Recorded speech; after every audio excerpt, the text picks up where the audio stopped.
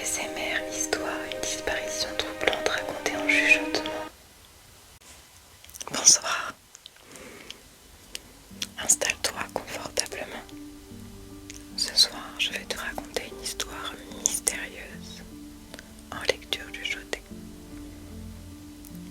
Une histoire de disparition étrange, mystérieuse. Tout doucement, je vais te guider à travers cette histoire. Ferme les yeux si tu veux et laisse-toi porter. Nous sommes en 1997, dans une petite ville tranquille du nord de la France. Une jeune femme nommée Claire, âgée de 23 ans, disparaît sans laisser de traces.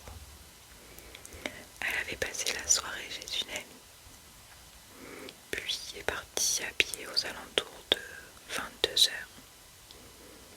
Mais elle n'est jamais arrivée chez elle. Le lendemain matin, sa mère évidemment, qui est très inquiète, car Claire n'a pas du tout l'habitude de ne pas rentrer, ou si elle ne rentre pas, elle prévient tout le temps. Du coup, très inquiète, elle appelle la gendarmerie. On ne sait jamais si elle a eu un accident sur la route ou autre. Mais les gendarmes ne la rassurent pas plus que ça, car ils n'ont aucune nouvelle, ils ne connaissent pas Claire. Et du coup, ils n'ont eu aucun appel et ils n'ont aucune trace de Claire. La seule chose que l'on retrouve, c'est son sac à main,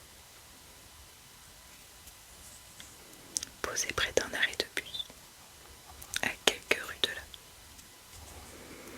Du coup, les enquêteurs interrogent les voisins, les amis et le chauffeur de bus, bien évidemment. Mais personne ne l'a vue. Il y a sauf une voisine qui dit avoir entendu un cri très tard dans la nuit, aux alentours de 1h30 du matin. Un cri étouffé. Ça lui a semblé bizarre parce que c'était vraiment un cri vraiment très étouffé. Et du coup, elle sait pas, enfin, assez bizarre pour dire que c'est bizarre. Je sais pas comment expliquer.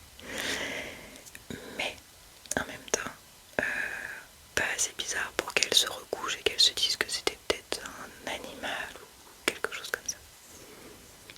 Et donc elle a entendu un cri étouffé et plus rien d'un coup. Pendant des jours et des jours et des jours, des battues sont organisées dans les bois, dans les champs, jusque dans les rivières. Les rivières sont sondées, mais rien. Claire reste introuvable.